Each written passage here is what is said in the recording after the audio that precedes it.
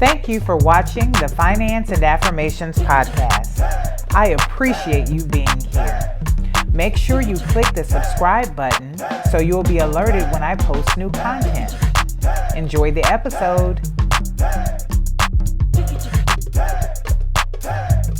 Hello, everybody. So this is portion 3 of the Investing Basics workshop that I do for women who are 45 and older, even though it's open to all women, who are hesitant to invest for whatever reason.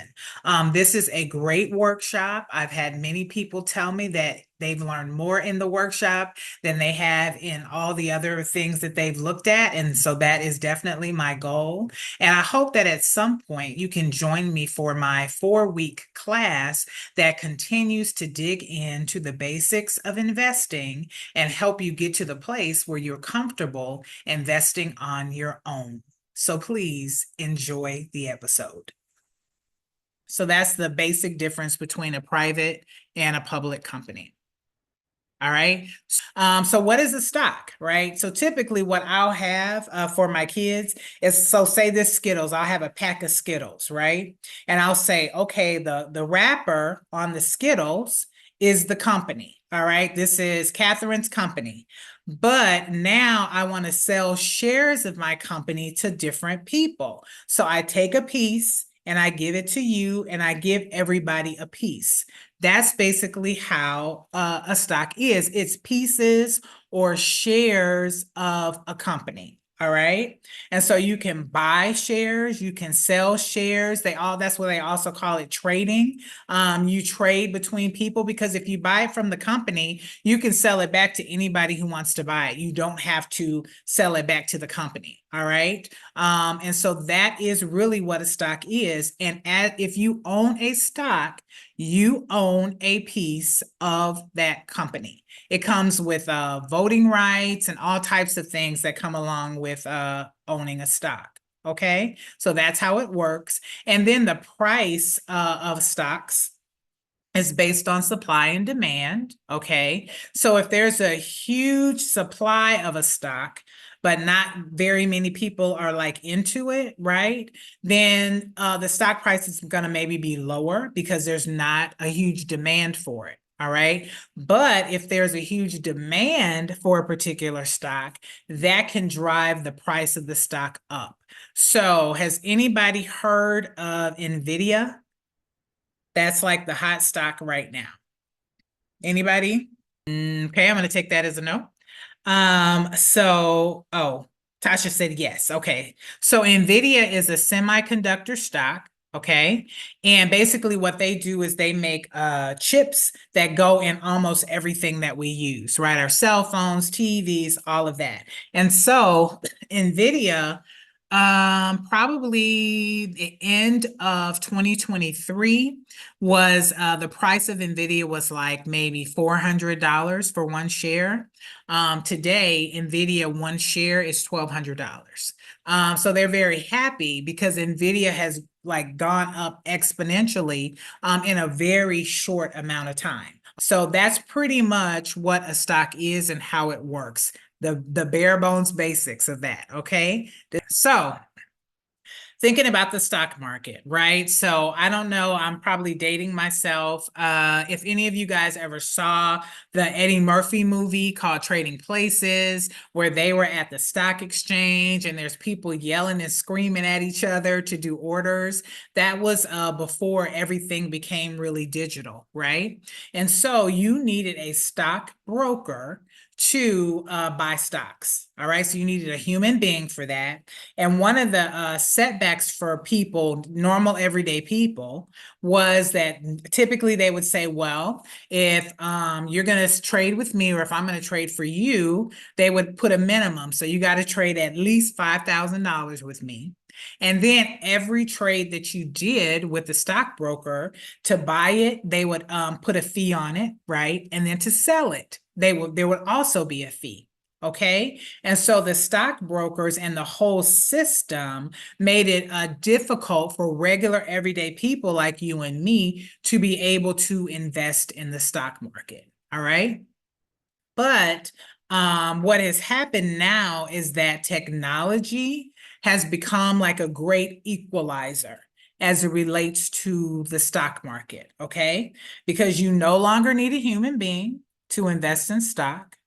All you need is your iPhone or, I'm sorry, your cell phone or a laptop.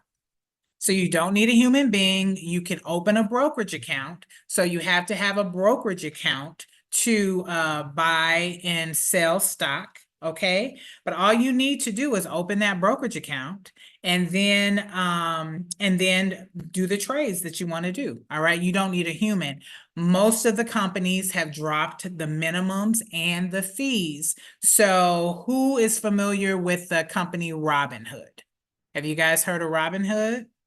Have you heard of the investing platform Robinhood? Yes, I have.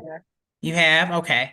All right. So with Robinhood, Robinhood was one of the first companies that said, you know what, we want to make investing on the stock market open to the masses. Okay. And so what they did is that they eliminated the minimums that you needed to invest, and they eliminated the fees to buy and sell stock. All right. And so when they first started doing that, people were like, oh, this is never going to last. How are they going to make money? But they are still around, right? Now they've had some challenges with the way they do things, but what they were market movers, right? And when I say that, what I mean is all of the, Fidelities and the Charles Schwabs and all of the companies that had been well established, people just started going to Robinhood. They were like, why would I sit here and pay these people all of this money to invest when I can just go over here and do it myself for free and keep all of my profit? Okay. And so what happened is all of those other companies started following suit. They were like, well, if they're going to do it for free, we're going to lose money. So we need to start offering it for free.